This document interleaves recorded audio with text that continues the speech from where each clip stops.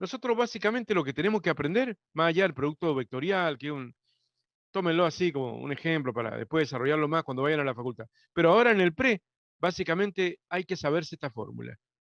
Módulo de la fuerza por módulo de la distancia, de entre el punto de aplicación de la fuerza y el centro de momentos, por el seno del ángulo comprendido entre esos dos vectores. Otra vez, es medio parecido, lejanamente, ¿no? Al trabajo. El trabajo que era el producto, la fuerza por el desplazamiento en producto punto, que decíamos, bueno, esa fórmula nunca la usábamos, pero usábamos ¿cuál? El módulo de la fuerza, por el módulo del desplazamiento, por el coseno del ángulo comprendido. Eso se lo tienen que aprender bien, ¿cierto? Bueno, f y delta x son módulos, ¿cierto? Por el coseno del ángulo.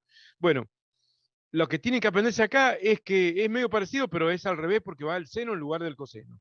Y también es una fuerza por una distancia, pero acá es un desplazamiento y acá no es un desplazamiento. O sea, vos podés tener un sistema en equilibrio, una fuerza provoca un momento para un lado, otra fuerza provoca un momento para el otro lado, se compensan, sumatoria de los momentos igual a cero, equilibrio, y sin embargo hay momentos. O sea, eh, no, por eso le digo, esta distancia no es un desplazamiento como era antes. Pero bueno, si hacemos alguna analogía con lo otro, trabajo como magnitud escalar es la fuerza por desplazamiento por el coseno, ahora el momento es fuerza por distancia por el seno.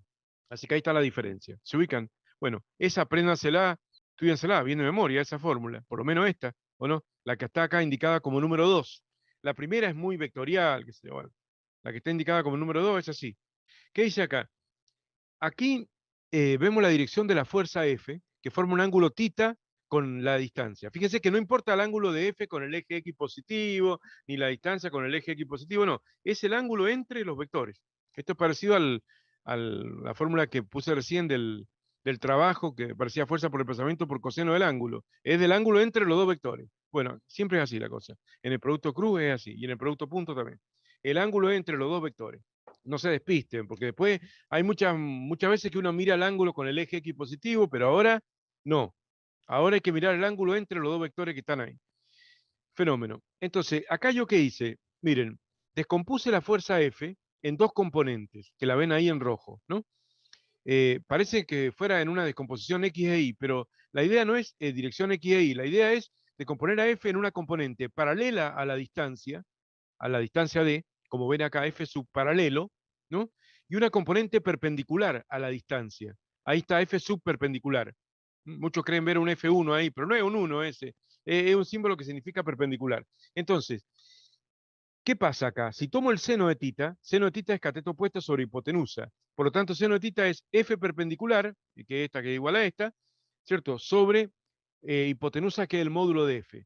De ahí despejando, queda que la F perpendicular es igual al módulo de F por el seno de tita. Esto pasa multiplicando para acá. Ahí está, ¿no? Entonces, fíjense cómo esta fórmula 2, igual a que me dice que el momento es toda la fuerza por toda la distancia, por el seno del ángulo entre la fuerza y la distancia, se transforma en F perpendicular por D, porque el primero y el tercer factor, F, módulo de F, y seno de tita, el orden de los factores, no altera el producto, pero bueno, hay dos factores que son iguales a F perpendicular. Entonces, finalmente, también se podría decir que el momento de una fuerza respecto de un punto es igual al producto entre la componente de la fuerza en la dirección perpendicular a la distancia, F perpendicular, por la distancia. O sea, que podríamos decir que si esta fuerza la descomponemos en estas dos componentes, y me olvido de esta fuerza, y ahora trabajo con las dos componentes, todo el momento de F, o sea, toda la capacidad de giro que tiene F respecto de la llave de tuerca, respecto al punto O, se lo brinda a esta componente, ¿o no? Y la otra nada. Esta nada y esta todo. Fíjense que tiene lógica, ¿o no? Porque, otra vez, trabajemos por separado, saquemos el momento de la F perpendicular por separado, ¿o no? El momento de la F perpendicular por separado sería la fuerza F perpendicular, ¿o no? Por la distancia D, ¿no? Por el seno del ángulo comprendido, pero el ángulo comprendido es 90, ¿no? Y bueno, me quedo ahí sin poder. Seno 90 vale 1. En una multiplicación, como que lo cancelo, porque está multiplicando, ¿no? Entonces ahí me doy cuenta que el momento de la F perpendicular hace un momento igual a esa misma fuerza por la distancia. En cambio, la otra fuerza, la paralela, si le aplico la misma definición de momento y quiero sacar el momento de la componente paralela, va a ser la fuerza paralela, ¿o no? Ahí está. Por la distancia.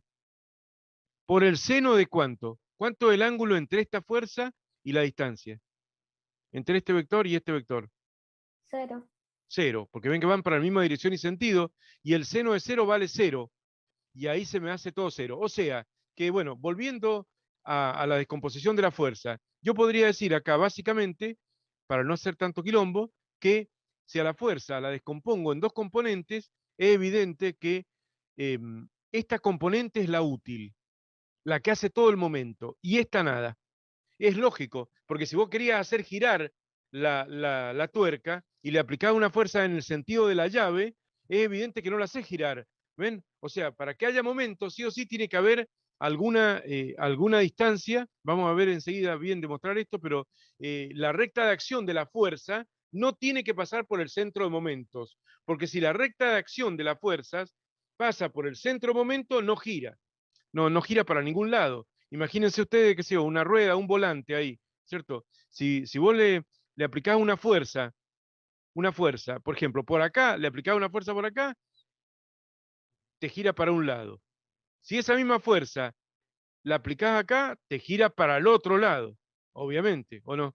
¿Cierto? Ahora, si esa fuerza la aplicás acá, no gira para ningún lado, no gira para ningún lado. Estamos suponiendo que no es una rueda que esté tocando la tierra ni nada. Es un volante que puede girar respecto de su eje. Ahí no va a girar ni para un lado ni para el otro. O sea, no va a haber momento.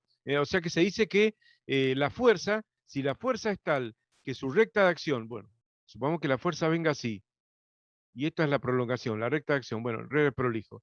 Si pasa por el centro momento, no va a girar, no va a provocar ningún giro. ¿Eh?